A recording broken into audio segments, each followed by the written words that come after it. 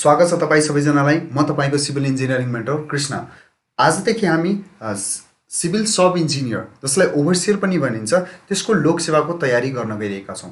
यो सबै lecture series जुन आजदेखि आउनेछ, यसपछि पनि हामी कन्टिन्युअस लेक्चर निस्किनेछ आउनेछ यसको, जसमा हामी लोकसेवाको तयारी गर्नेछौँ। सिभिल सब इन्जिनियर और ओभरसियर पनि जसलाई भनिन्छ, त्यसको हामी त्यसमा के गर्नेछौँ भन्दाखेरि अलमोस्ट सबै सब्जेक्टहरू जति सब्जेक्टहरू छन् ती सबै कुराको बारेमा पढ्नेछौँ, सबै सब्जेक्टको बारेमा पढ्नेछौँ र क्वेसनहरू पनि प्रिपेयर गर्नेछौँ। र त्यस्तो क्वेसनहरू पनि जुन बुझ्नुपर्ने छ, जुन कुनै आइडियावाला क्वेसनहरू छ त्यो बुझ्छौँ, कुनै याद गर्नु पर्ला त्यो याद गर्छौँ र यसरी नै हामी सुरु गर्छौँ है त। त्यसो भए सुरु गरौँ धेरै कुरा नगरी। त्यसो भए सबभन्दा पहिले हेरौँ, हाम्रो छ लोकसेवा। यसमा हामी यो हाम्रो फर्स्ट लेक्चरमा हामी प्रिपेयर गर्दैछौँ फर एकछिन है। ओके ल, आज अब यो सिरिजमा यो भिडियो लेक्चरमा हामी mechanics of structure and material हेर्न गइरहेका छौँ। ठिक छ।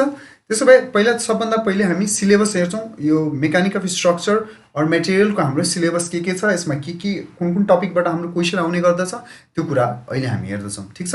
सबभन्दा पहिले भन्छ syllabus for Loksewa of civil sub engineer, जसमा मेकानिक्स अफ मेटेरियलको हाम्रो रहेको छ इन्टर्नल इफेक्ट्स अफ लोडिङको इन्टर्नल इफेक्ट्सहरू के छ।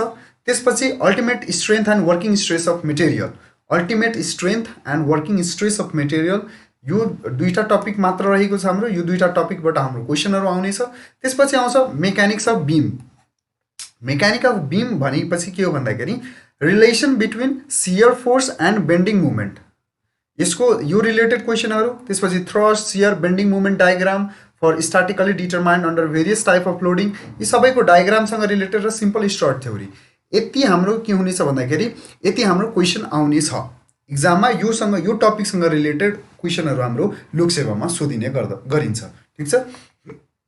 त्यसपछि हामी सुरु गरौँ है। अब यो हाम्रो सब्जेक्टको मेकानिक अफ स्ट्रक्चरको क्वेसन आज हामी 4-5 वटा मात्र क्वेसन गर्नेछौँ र यसपछि हामी लगातार पनि अरू भिडियोहरू लेक्चरहरू आउँछ नै यसैमा, यो अन्तर्गत रहेर। ठिक छ।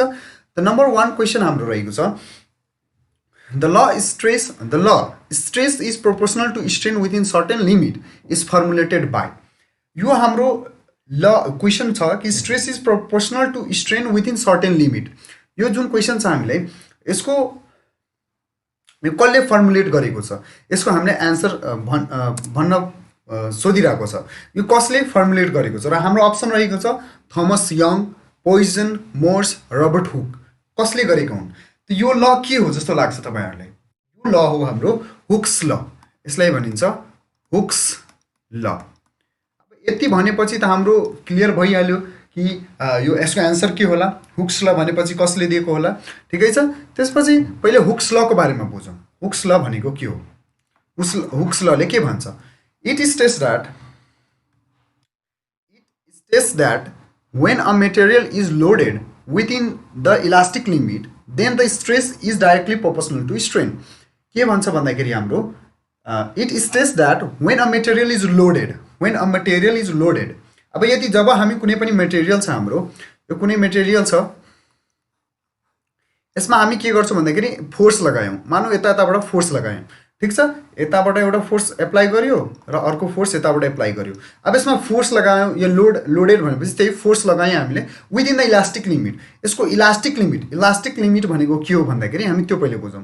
इलास्टिक लिमिट भनेको के हो भन्दाखेरि कुनै पनि मटेरियललाई हामी फोर्स एप्लाई गरेर यसको डिफर्मेसन गरिदिन्छौँ। मानौ योलाई तन्काइदियौँ हामीले, यसको शेपलाई हामीले चेन्ज गर्यौँ, तर जब यसमा फोर्स लगाएर हामीले यसलाई चेन्ज गरिरहेका छौँ आफ्टर एप्लिकेसन अफ फोर्स, जब फोर्स एप्लाई भएपछि हाम्रो यो डिफर्म भइरहेछ र यदि आफ्टर रिमुभल अफ फोर्स यदि आफ्नो ओरिजिनल पोजिसन, यसको ओरिजिनल पोजिसनमा आइसक्यो भने, यो जुन शेप पहिले थियो त्यस्तै पोजिसनमा आइसक्यो भने त्यसलाई हामी भन्छ इलास्टिसिटी। र त्यो जति उसको लिमिट, एउटा सर्टेन लिमिट हुन्छ कि हामीले यतिसम्म फोर्स एप्लाई गरेपछि त्यो आफ्नो ओरिजिनल पोजिसनमा आउँछ। अनि यदि हामीले त्यो इलास्टिक लिमिट भित्र रहेर त्यो इलास्टिक लिमिट भित्र रहेर यदि हामीले फोर्स एप्लाई गरेको छौं भने त्यतिबेला हाम्रो के हुन्छ भन्दाखेरि stress is directly proportional to strain. यही हाम्रो हुक्स रोबर्ट हुक भन्ने साइन्टिस्टले दिएका छन् र यही हाम्रो हुक्स ल रहेको छ। त्यसो भए यो क्वेशनको आन्सर हाम्रो के हुन्छ भन्दाखेरि रोबर्ट हुक है। ठीक छ, क्लियर छ। र यो मात्र हामीले मैले यो भनेको थिएँ कि हामी जुन बुझ्न सक्ने क्वेशनहरू छ त्यो हामी बुझेर पढ्ने गर्छौं। त्यस्तै रहेछ यो पनि क्वेशन रहेको छ, त्यसमा जसमध्ये पनि यो हुक्स लबाट एउटा क्वेशन हैन हाम्रो धेरै क्वेशनहरू आउने गर्दछ। त्यही भएर हामीले हुक्स लको बारेमा पनि राम्ररी बुझ्दा अझै राम्रो हुन्छ। ठीक छ, त्यही भएर मैले यहाँ बुझाएँ। त्यसपछि हाम्रो एन्सर रहेको छ रोबर्ट हुक। ठीक छ, क्लियर छ। ल त्यसपछि हाम्रो क्वेशन रहेको छ अकॉर्डिङ टु हुक्स ल। अब हेरौँ, अब हाम्रो के भन्छ भने हुक्स लको फेरि अर्को एउटा क्वेशन छ। हुक्स लबाट के भन्छ according to Hooke's law which one is correct. ठीक छ, अब यसको अप्सनहरु पहिला हेरौँ। Option A sigma is equals to E, जहाँ सिग्मा भनेको हाम्रो हामीले यहाँबाट पनि देख्न सक्छौं सिग्मा भनेको स्ट्रेस एन्ड यो एप्सिलोन भनेको हाम्रो स्ट्रेन र ई भनेको मोडुलस अफ इलास्टिसिटी। ठीक छ, मोडुलस अफ इलास्टिसिटी हो। त जसमा क्वेशन नम्बर अप्सन फर्स्टले हाम्रो भन्छ sigma is equals to E, त्यसरी नै क्यू मतलब sigma and product of modulus elasticity is equals to 1 and sigma is equals to product of modulus of elasticity and strain and all of above. यसको answer के हुनेछ त हाम्रो यहाँ पहिला हुक्स लबाटै हामी क्लियर गरौँ। सिग्मा जुन भनेको हाम्रो स्ट्रेस हो, स्ट्रेस इज इक्वल्स टु हाम्रो हुन्छ strain, sorry not equals to but directly proportional according to the law. हाम्रो डाइरेक्टली प्रोपोर्सनल हुन्छ।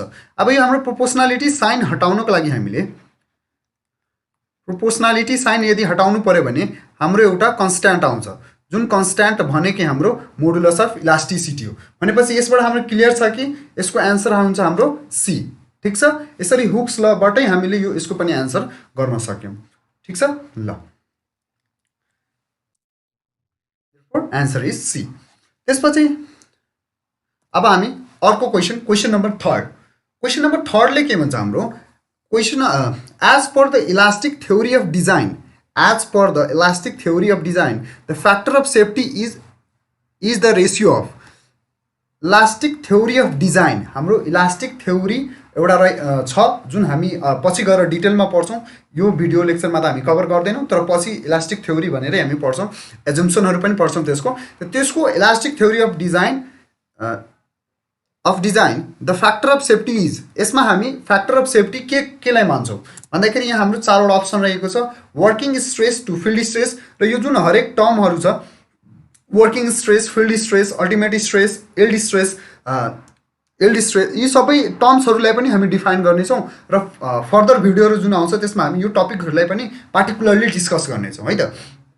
जसमध्ये अब यसमा के भन्छ यसको फ्याक्टर अफ सेफ्टी हामी केलाई मान्छौं, के को रेशियो हाम्रो फ्याक्टर अफ सेफ्टी हो भन्दाखेरि हाम्रो फ्याक्टर अफ सेफ्टी को रेशियो भनेको yield stress to the working stress हो। यील्ड स्ट्रेस जुन हुन्छ हाम्रो yield stress upon working stress को रेशियोलाई नै हामी फ्याक्टर अफ सेफ्टी को रूपमा लिन्छौं। ठीक छ, अकॉर्डिङ टु हाम्रो इलास्टिक थ्योरी अफ डिजाइन। ठीक छ, अहिले हामी यति नै बुझौं, पछि अरु फर्दर भिडियो लेक्चरमा हामी यसलाई कभर गर्नेछौं। यसको मतलब के हो, इलास्टिक स्ट्रेस भनेको के हो, यील्ड स्ट्रेस भनेको के हो, वर्किङ स्ट्रेस भनेको के हो, इलास्टिक थ्योरी भनेको के हो, त्यो गर्नेछौं। ल त्यसो भए हामी फोर्थ क्वेशन हेरौं। फोर्थ क्वेशनमा भन्छ the value of Poisson's ratio always remains, the value of Poisson's ratio always remains. अब पोइजन्स रेशियो, पोइजन्स यो क्वेशन आन्सर गर्नुभन्दा पहिले हामीले पोइजन्स रेशियो भनेको के हो त्यो बुझ्नुपर्छ। पोइजन्स रेशियोमा दुईटा कुरा छ हाम्रो, एउटा भन्ने छ लेटरल स्ट्रेन, एउटा भन्ने छ लिनियर स्ट्रेन। ठीक छ, lateral strain and linear strain यो दुईटाको रेशियोलाई नै हामी पोइजन्स रेशियो भन्छौं। ठीक छ, त लेटरल स्ट्रेन र लिनियर स्ट्रेन अब के हुन्छ भन्दाखेरि लेटरल स्ट्रेन हाम्रो जहिले पनि स्मलर हुन्छ देन स्मलर हुन्छ के भन्दाखेरि लिनियर स्ट्रेन भन्दा, हाम्रो लिनियर स्ट्रेन भन्दा के हुन्छ भन्दाखेरि हाम्रो लेटरल स्ट्रेन जहिले पनि हाम्रो लिनियर स्ट्रेन भन्दा सानो हुन्छ। यदि यो सानो हुन्छ भनेपछि माथिको भ्यालु यदि हाम्रो सानो छ भने र तलको value a is greater than b छ भने हाम्रो भ्यालु जहिले पनि लेस देन 1 आउँछ। हाम्रो यो होल भ्यालु जुन हुन्छ जहिले पनि लेस देन 1 आउँछ। यदि किनभने हाम्रो as we know linear strain हाम्रो के हुन्छ कम हुन्छ र यो त्यसको मतलब के भयो भन्दाखेरि यसको हाम्रो अप्सनहरु हेरौँ। एउटा भन्छ ग्रेटर देन 1 जुन पोसिबलै छैन किनभने स्मलर हुन्छ, lesser than 1 equal to 1 equal पनि पोसिबल छैन, नन अफ दिस हुँदै भएन। त्यसको मतलब हाम्रो एउटा अप्सन रह्यो लेसर देन 1 किनभने माथिको भ्यालु यदि तलको डिनोमिनेटर भन्दा सानो छ भने एउटा लजिकली हामी त्यो बुझ्न सक्छौं र यसको आन्सर रहेको छ लेसर देन 1। सो आजको लागि यति नै गरौँ। आई होप तपाईहरुलाई राम्रो लागेको होला र अझै यसको पाठहरु यसको सिरिजहरु आउने नै छ। हामी अरु यो च्याप्टर यही क्वेशन यो सब्जेक्टको पनि यही सब्जेक्टको अझै धेरै क्वेशनहरु गर्नेछौं। त्यसपछि नेक्स्ट यो सब्जेक्ट कम्प्लिट भएपछि नेक्स्ट सब्जेक्टहरुमा जानेछौं र आई होप तपाईहरुलाई मन परेको होला।